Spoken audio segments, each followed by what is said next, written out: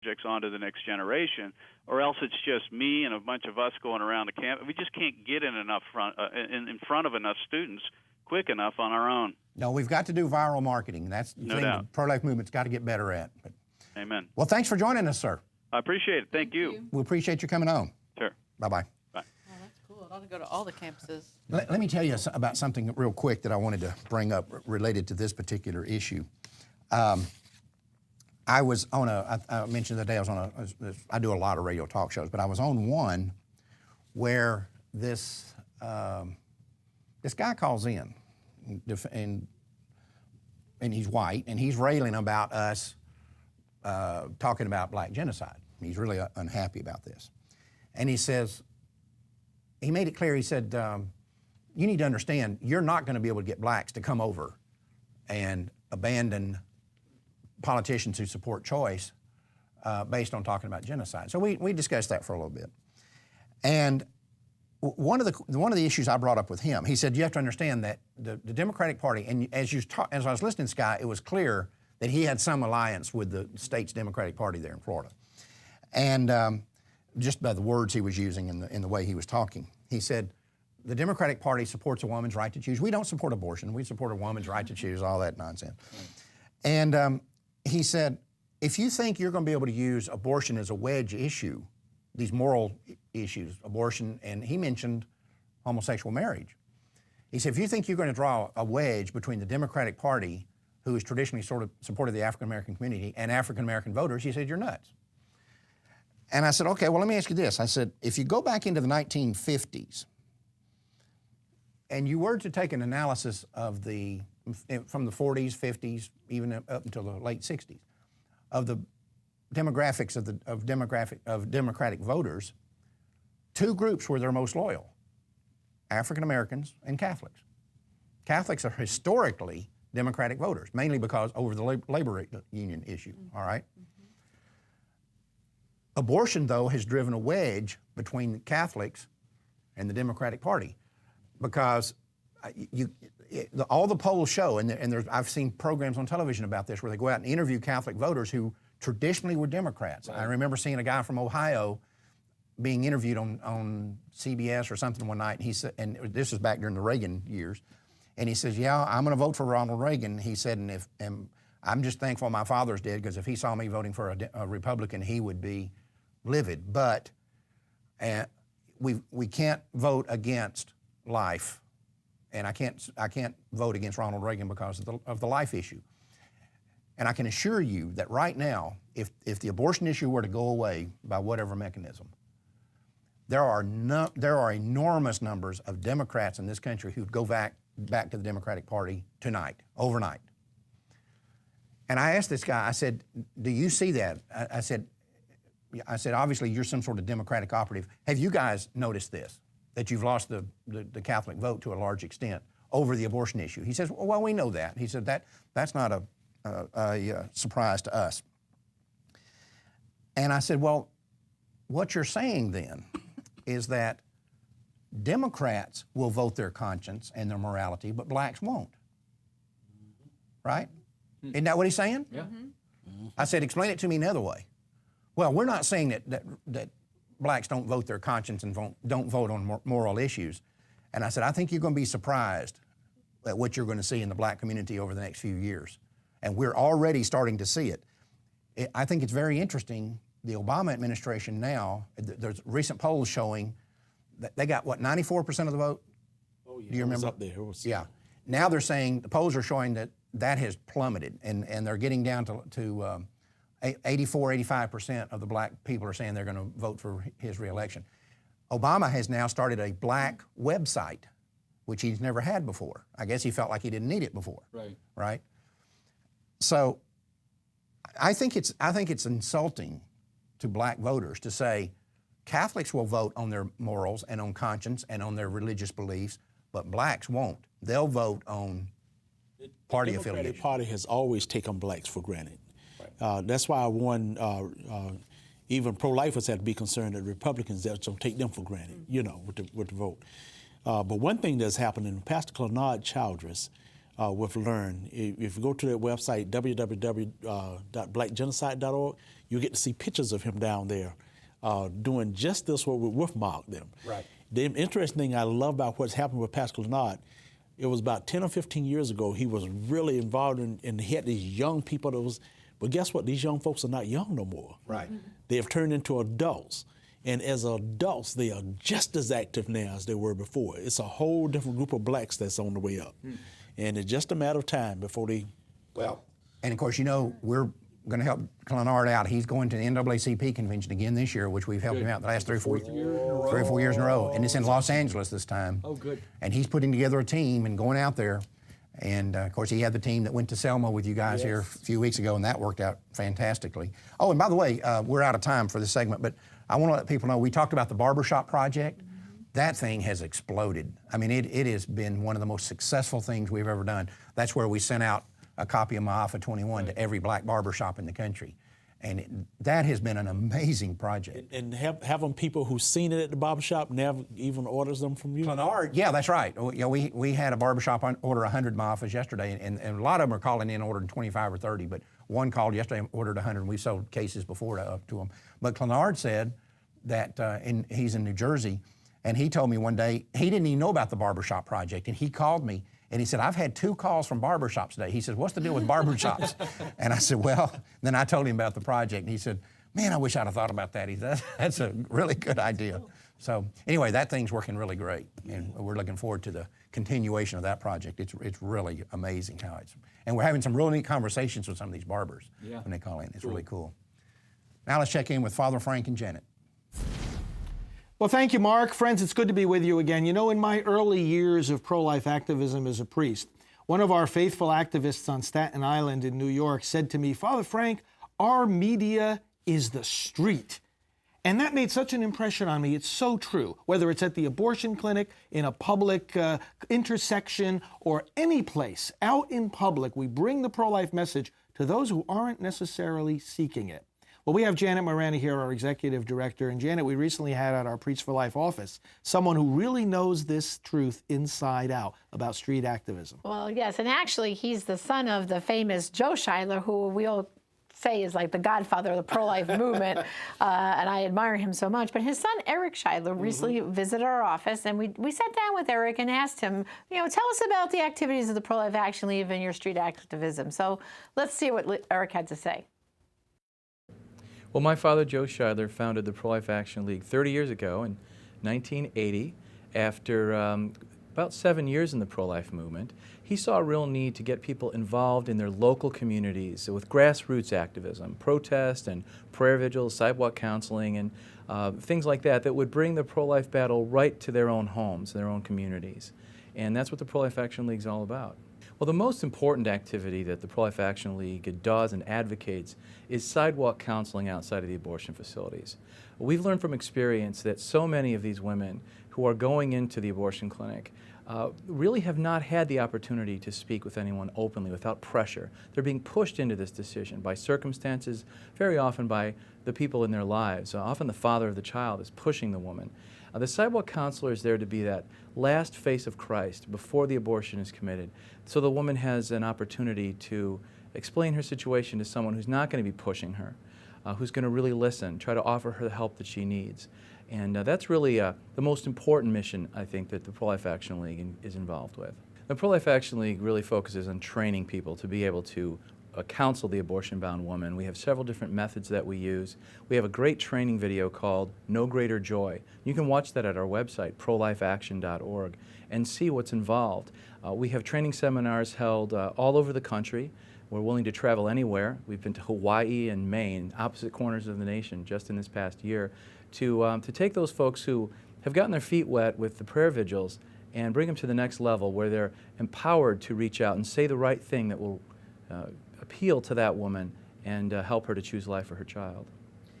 Well, the thing to understand is that when the woman arrives at the abortion clinic, she has largely blocked the child out of her mind. She thinks that she has no other choice. And what she needs is a compassionate voice.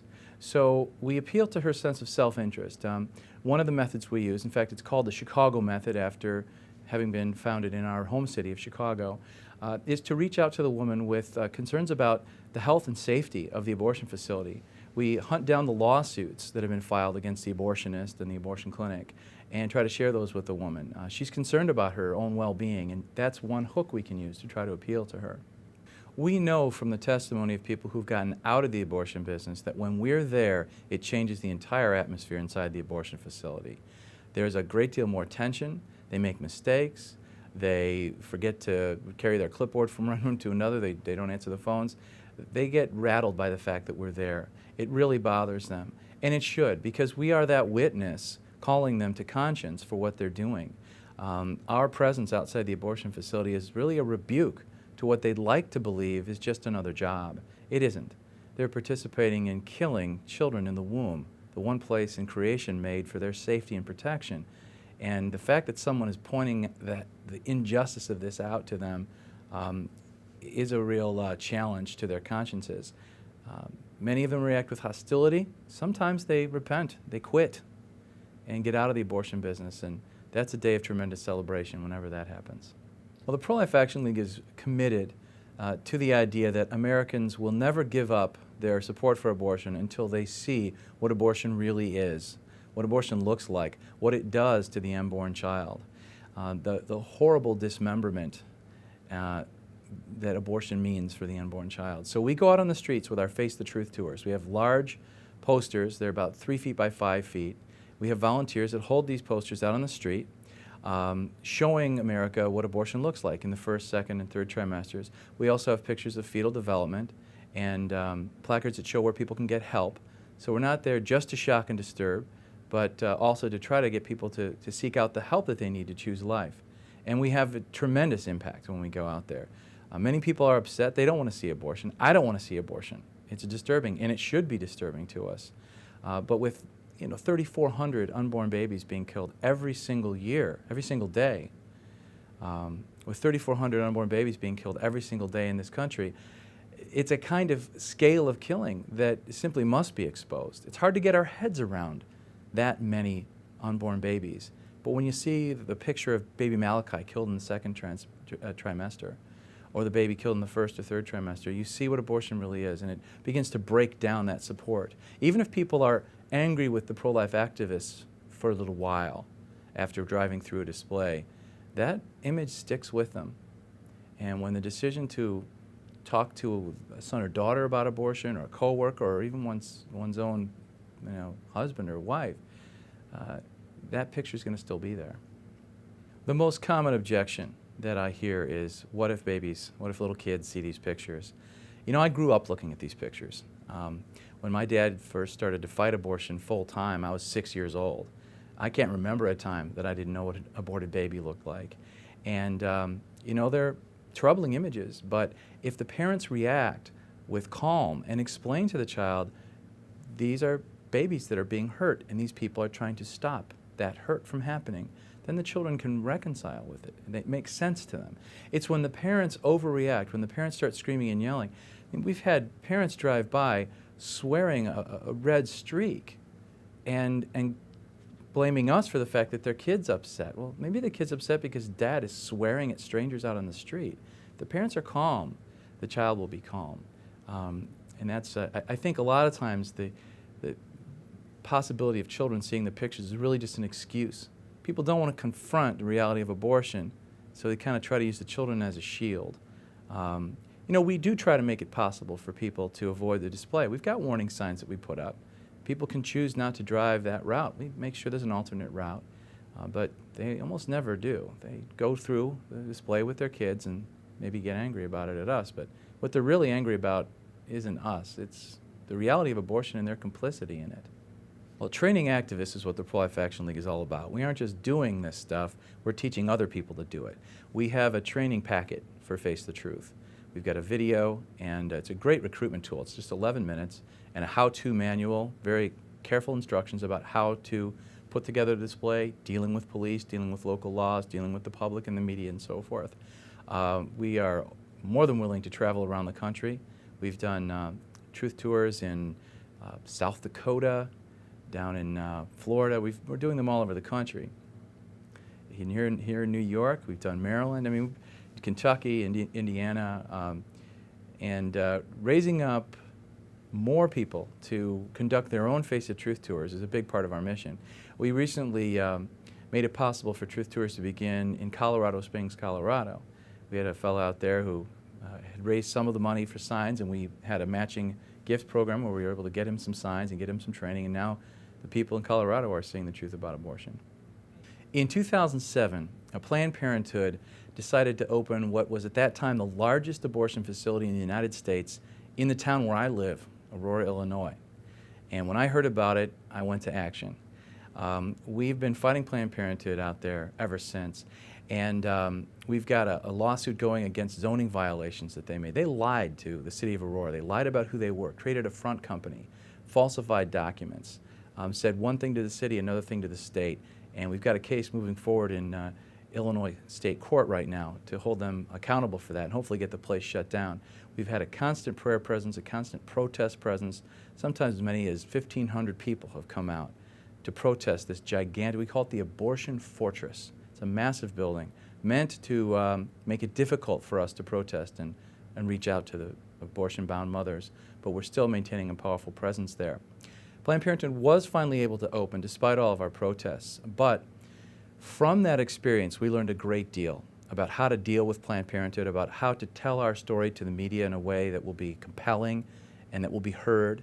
And we've been able to share that experience with pro-life groups around the country. Just recently, we were in Cedar Rapids, Iowa, to protest when the CEO of Planned Parenthood, the nation's largest abortion provider, came to give a speech and celebrate the presence of Planned Parenthood aborting babies in Iowa. And we got tremendous media coverage for that and organized a fantastic protest. And that all came from the experience that we had fighting Planned Parenthood on the ground in Aurora, Illinois. We've also helped activists in Virginia, in California, Montana, Florida, all around the country with what we've learned there. We're becoming the experts in fighting Planned Parenthood on the ground. Well, we're so grateful for the example and teaching of Eric Scheidler, and we're grateful for the example and teaching of another great man, Pope John Paul II, revered by Catholics and others as well. And he said to young people when he came to Denver for World Youth Day, don't be afraid to go out into the public streets and sidewalks to bring the message of the gospel of life. So all this activity out there on the streets and at the abortion facilities was very much supported by Pope John Paul II, whom I was privileged to know personally and to work with at the Vatican. So, Janet, this really is a call right from the heart of the gospel. It is. And, of course, May 1st is a special day because that's the day that the Holy Father beatified John Paul II, and that means he's on the path to sainthood, just like Mother Teresa. Well, the Church puts a special stamp of approval on his whole message. His whole message. You know, and also I want to look ahead now. You know, Father, in June, we have Pentecost as the next big feast coming up. And, of course, we have a special Pentecost Novena Prayer for Life that people can order from us, absolutely free. Just go to priestforlife.org/store. That's our online store. And order that for your family, your prayer group, and your whole parish. Absolutely free. We'll send you that Pentecost Prayer for Life. The Holy Spirit is the advocate. He advocates for us.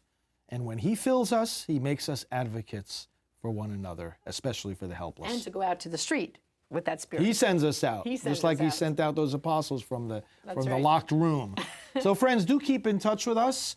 10stepstoendabortion.com, our new website. Now, Mark, back to you. Thank you, Father Frank. All right. I thought this was the height of gall. In Pennsylvania, central Pennsylvania. Is your blood pressure up on this? Oh, no. Near Punxsutawney? No, I don't know where it's near. They were putting on a symposium, YWCA, to discuss help for sexual abuse victims of sexual abuse, what the society can do to help, right? One of the speakers was Erica Rich of Planned Parenthood of Central Pennsylvania. Let me tell you, I'd like to say, Erica, if you want to help stop sexual abuse of children, start obeying the state's mandatory reporting laws. Mm-hmm. You guys are the biggest pedophile protection racket in America is Planned Parenthood. Right. And we proved that beyond a shadow of a doubt. It's a fact. They are operating a nationwide pedophile protection racket that protects the men who rape children. Yep. And then they have the nerve to come on this program and talk about what we have to do to protect children who are victims of sexual abuse. Actually, YWCA was stupid enough to even have somebody like that on. YWCA is no better than Planned Parenthood. They but I mean, are that's Planned still Parenthood. stupid. They're Right. one of the worst pro-abortion organizations in the country. Right. And isn't it Young Women's Christian Association? Well, it was. They have actually talked about taking the Christian out.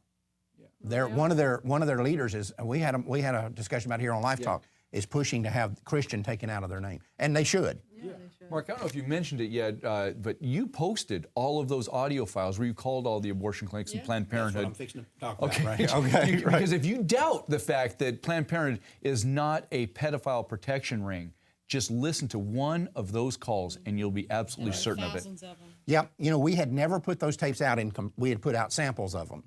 I want to let everybody know we have posted all of the tapes, all 813 of them, for every state. They're broken down by state, and then within the state, they're broken down by city. So you can go in there and listen to every one of them.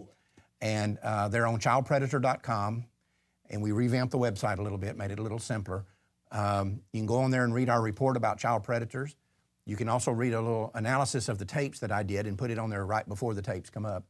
And then you can go to the state, your state or whatever state you want to and listen to the tapes. And there's no way you can come away from listening to those tapes, like you said a moment ago, and not know that Planned Parenthood is operating a nationwide pedophile protection racket. And I'll say again what I said when we first started this project. This is the largest criminal conspiracy in American history. Paid for with our tax With our dollars. Paid tax for dollars. with our tax dollars, Now, right. You did that investigation, what, 01, 02? And we've made calls just recently, as in last couple of weeks, and you're getting the same answers. Right. Nothing has changed. Don't let them tell you anything has changed. No, it has not changed. We got a couple of philosophical things we want to deal with here. Yeah. First off, we got a ton of them we got to get to.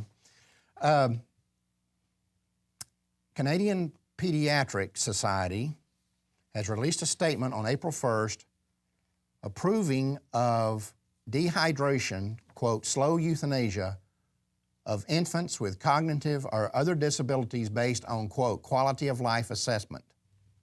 In other words, we're going to starve them to death. Yeah. We're going to starve them to death. Well, play worse, God. dehydrate them to death. And Which we is also, slow exactly murder. what they did to Terry Schiavo. Right. Now, I was down in Florida for 3-4 weeks before they killed Terry Schiavo, and right at the end there, I just couldn't stand it anymore.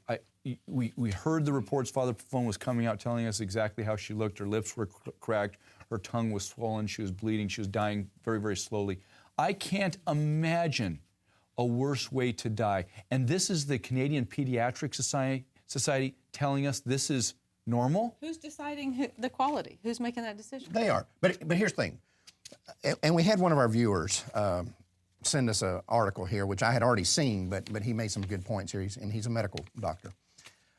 A woman in Massachusetts, Kristen LeBrie, was just convicted for attempted murder for withholding at-home cancer treatment for her child. We didn't need it. Well, I don't know. We can argue about that one way or the other, but it doesn't matter. She was convicted. Why does this woman lose her right to choose just because her child is born rather than not born? Right? Mm-hmm. Now, we've talked about this kind of subject before, but I'll use this Canadian pediatric system. And believe me, this is tied to the fact that they have national health care. Mm-hmm. This is why they're trying to kill baby Joseph. Right, exactly. Now, It's a death penalty. they're saying that the Canadians are going to allow euthanasia by dehydration, slow euthanasia as they're calling it, of infants with cognitive or other disabilities. I'm sorry, back up. That is the name they're going to use is slow euthanasia? No, I'm saying that's just what the article says. Okay. But they are saying it will be based on an assessment of quality of life, which they will get to An determine. assessment, so we have a death panel here Death making panel. an assessment, Right. a decision on your quality of life. And you know what I tell these people?